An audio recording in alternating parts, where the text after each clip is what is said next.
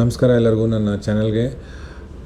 ಇವತ್ತಿನ ಟಾಪಿಕ್ಕು ನೀ replacement surgery ಮಾಡಿಸ್ಕೊತಾ ಇರೋರಿಗೆ ಡಯಾಬಿಟಿಸ್ ಇದ್ದರೆ ಆ ಸರ್ಜರಿಯ ಏನು ಪರಿಣಾಮ ಆಗುತ್ತೆ ಮತ್ತು ಆ ಸರ್ಜರಿಯಲ್ಲಿನ ಪ್ರೀ ಮತ್ತು ಪೋಸ್ಟ್ ಅಂದರೆ ಸರ್ಜರಿ ಮುಂಚೆ ಮತ್ತು ಆದಮೇಲೆ ಏನೇನು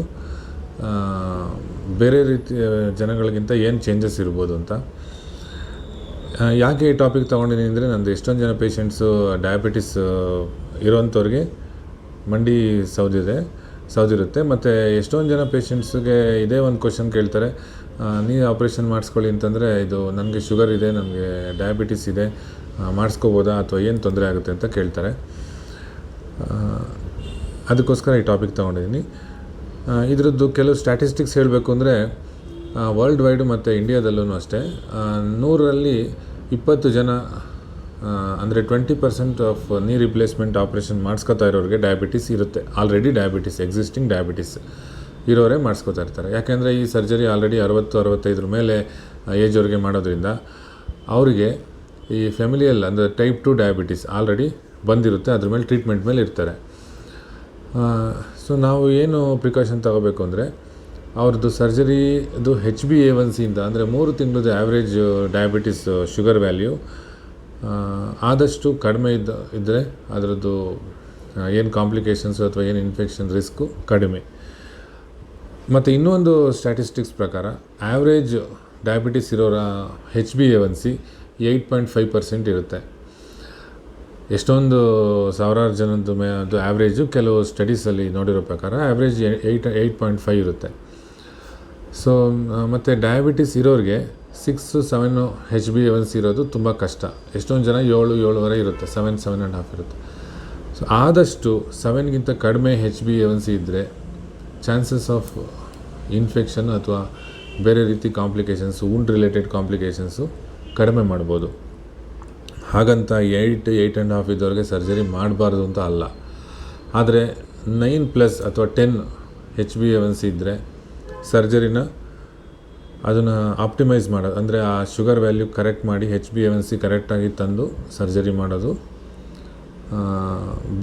ಉತ್ತಮ, ಅಂದರೆ ಮಾಡೋದು ಒಳ್ಳೆಯದು.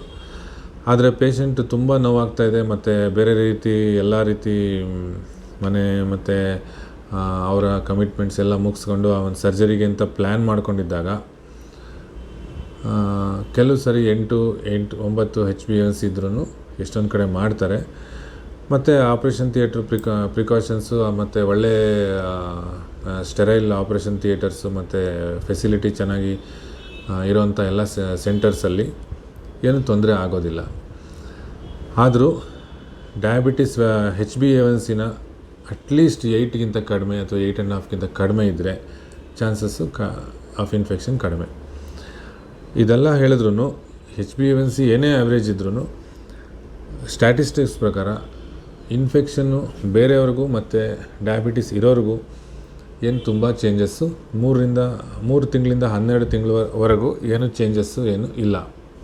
ನಮ್ಮ ಸ್ಟಡೀಸ್ ಪ್ರಕಾರ ಎಷ್ಟೊಂದು ಸ್ಟಡಿ ನನ್ನ ಎಕ್ಸ್ಪೀರಿಯೆನ್ಸಿಂದ ನಾನು ಹೇಳ್ತಾ ಇಲ್ಲ, ಬೇರೆ ಒಂದು ಸ್ಟಡೀಸು ಮತ್ತು ಈ ಒಂದು ಜರ್ನಲ್ಸ್ ಪ್ರಕಾರ ಹೇಳಬೇಕು ಅಂದರೆ ಏನೇ ಒಂದು ಇನ್ಫೆಕ್ಷನ್ ಚಾನ್ಸಸ್ಸು ತುಂಬ ಜಾಸ್ತಿ ಅಂತ ಏನಿಲ್ಲ. ಅಂದರೆ ಡಯಾಬಿಟಿಸ್ ಇರೋರು ಬೇರೆಯವ್ರ ಥರನೇ ಸರ್ಜರಿ ಮಾಡಿಸ್ಬೋದು. ಆದರೆ ಸೇಮ್ ಬೇರೆಯವ್ರಿಗೆ ಹೇಗೆ ನಾವು ಪ್ರಿಕಾಷನ್ ತೊಗೋತೀವೋ ಹಾಗೆ ಎಲ್ಲರಿಗೂ ಅಂದರೆ ಈ ಒಂದು ಸರ್ಜರಿ ಮಾಡಬೇಕಾದ್ರೆ in general completely aseptic operation theatre, HEPA filter ಮತ್ತು ಲೆಮಿನರ್ ಏರ್ ಫ್ಲೋ ಮತ್ತು sterile operation theatre, sterile techniques, instruments ಎಲ್ಲ ಯೂಸ್ ಮಾಡಿದ್ರೆ ಅವ್ರಿಗೆ ಇನ್ಫೆಕ್ಷನ್ ಬೇರೆಯವ್ರಿಗೆ ಏನಿರುತ್ತೋ ಅಷ್ಟೇ ರಿಸ್ಕ್ ಇವ್ರಿಗೂ ಇರುತ್ತೆ. ಏನು ಜಾಸ್ತಿ ರಿಸ್ಕ್ ಇರೋದಿಲ್ಲ, ಜಾಸ್ತಿ ಕಾಂಪ್ಲಿಕೇಶನ್ಸು ಆಗೋದಿಲ್ಲ. ಒಂದು ಸ್ಟಡೀಸ್ ಪ್ರಕಾರ ಏನಿದೆ ಅಂತಂದರೆ ಒಂದು ದಿನ ಅವ್ರದ್ದು ಅಡ್ಮಿಷನ್ ರೇಟು ಅಥವಾ 1-2 ದಿನ ಜಾಸ್ತಿ ಇರಬೇಕಾಗುತ್ತೆ. ಯಾಕಂದರೆ ಅಡ್ಮಿಟ್ ಆಗ್ತಾರೆ, ಫಿಟ್ನೆಸ್ಸು ಕಾರ್ಡಿಯಾಲಜಿ ಫಿಟ್ನೆಸ್ ಅಂತೆಲ್ಲ ತೊಗೋತೀವಿ ಒಂದಿನ, ಮತ್ತು ಸರ್ಜರಿ ಮುಗಿದ್ಮೇಲೆ ನಾವು 2-3 ದಿನಕ್ಕೆ ಇನ್ನೊಬ್ಬರನ್ನ ಡಿಸ್ಚಾರ್ಜ್ ಮಾಡ್ತೀವಿ ಅಂದರೆ ಇವ್ರನ್ನ 1 ದಿನ ಅಥವಾ 2 ದಿನ ಎಕ್ಸ್ಟ್ರಾ ಇಟ್ಕೊಂಡು ಅವ್ರ ಶುಗರ್ ವ್ಯಾಲ್ಯೂನ ಮಾನಿಟರ್ ಮಾಡಿ ಆ ಮೆಡಿಸಿನ್ಸ್ ಅದಕ್ಕೆ ಮುಂಚೆ ಏನು ತೊಗೋತಿದ್ರು ಅದನ್ನು ನಾವು ಈಗ ಸರ್ಜರಿ ಟೈಮಲ್ಲಿ ಚೇಂಜ್ ಮಾಡಿರ್ತೀವಲ್ಲ, ಮುಂಚೆ ಏನು ತೊಗೋತಿದ್ರು ಅದನ್ನು ಹಾಕಿ ನಾವು ಅವ್ರನ್ನ ಡಿಸ್ಚಾರ್ಜ್ ಮಾಡ್ತೀವಿ. 1 ದಿನ 2 ದಿನ ಎಕ್ಸ್ಟ್ರಾ ಇರಬೇಕಾಗುತ್ತೆ. ಅದು ಬಿಟ್ಟರೆ ಬೇರೆ ಏನು ಚೇಂಜಸ್ಸು ಆಗಲ್ಲ.